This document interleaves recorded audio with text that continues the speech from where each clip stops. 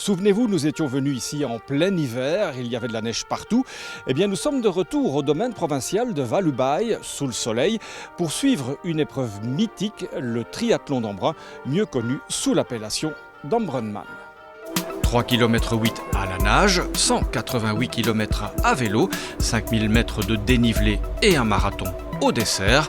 L'Embrunman a la réputation d'être le triathlon le plus difficile du monde. Ah, c'est ce qu'on dit, hein. Je ne l'ai jamais fait alors.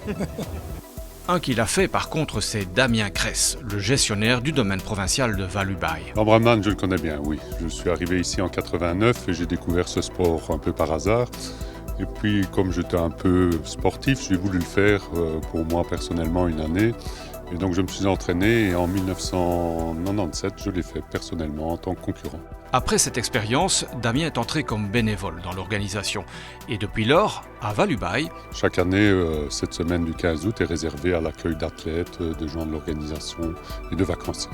Certains sont devenus des habitués, comme Charles, le Marseillais. J'ai eu un coup de foudre pour ce domaine. J'ai été accueilli comme s'il m'avait toujours connu. Vous êtes ici chez vous ? Mais complètement. Mais tout à fait. C'est presque ma deuxième maison. Et puis il y a les nouveaux, comme Serge, le responsable de la sécurité routière. On va effectivement assurer le renfort de la sécurité pour les concurrents et permettre que, étant donné que c'est une course en grande partie sur circuit ouvert, permettre un bon partage entre les usagers de la route et les concurrents. Des concurrents, il y en a aussi à Val-Ubaye. Céline Bastien, la Beaumontoise. On est 10, il y a mon frère, ma belle-sœur, mes parents, ma marraine, mon filleul. Dans la famille des triathlètes ennuyés, il y a aussi Benoît, le Montois, reconnaissable à ses chaussettes rouges et blanches. Mais toujours celles-là, elles ont été à Hawaï et tout ça, donc elles ont une valeur sentimentale. Et puis, pas de triathlon sans trio Carolo.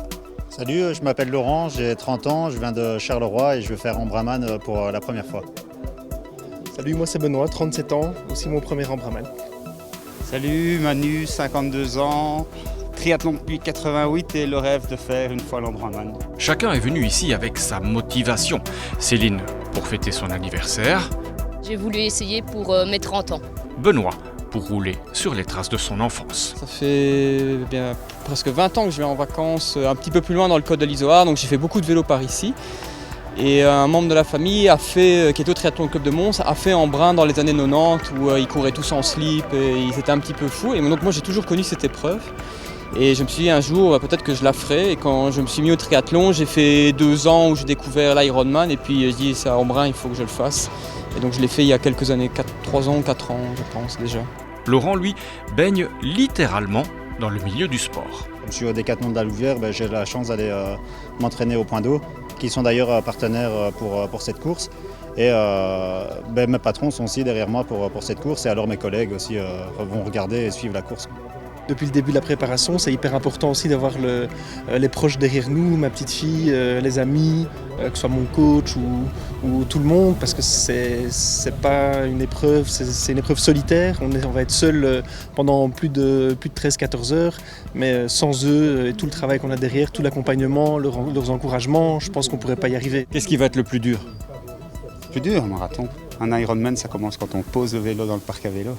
Et là, on court et on porte son poids, donc on est dans la souffrance. Il est 3h20 là, donc les concurrents doivent manger 3 heures avant l'épreuve et comme ils plongent à 6h du matin tout à l'heure, il est temps de manger. Et puis toute l'organisation se met en place aussi puisque le parc à vélo ouvre à 4h. Bien dormi ? Oui, très bien, ouais, pas de souci. C'est quoi la routine du matin ?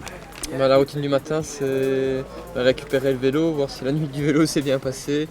Puis on met les bidons, moi j'attache mes chaussures sur mon vélo, comme ça m'évite de tomber si je dois courir longtemps avec mon vélo avant de monter dessus. Céline, l'eau est à 23 degrés, combi autorisé. Oui, c'est chouette, mais je pense pas qu'elle soit à 23, ils annoncent 23, mais hier elle était vraiment froide. 5h50, les filles sont les premières à se jeter à l'eau, suivies 10 minutes plus tard par les garçons. J'ai eu dur en natation parce que c'est la première fois que je nage dans le noir, mais c'était vraiment le noir total, impossible, on ne voyait rien du tout.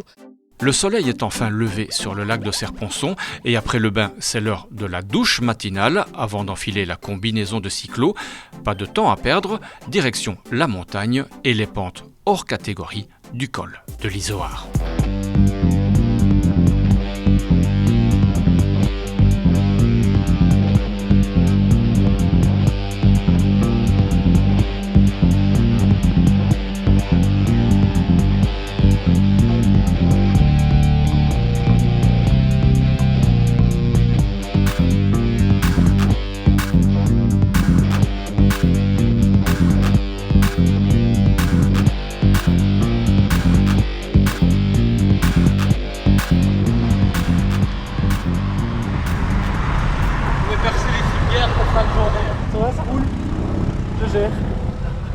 Commence à faire chaud, mais c'est bon. J'ai surtout peur d'un problème technique au niveau du vélo. Parce qu'il y a une semaine, j'ai eu une panne de batterie. Panne de batterie. J'ai des passages de vitesse électriques. Et elle s'est arrêtée tout d'un coup. C'est pas une batterie comme on pense. Hein. Un petit scoop.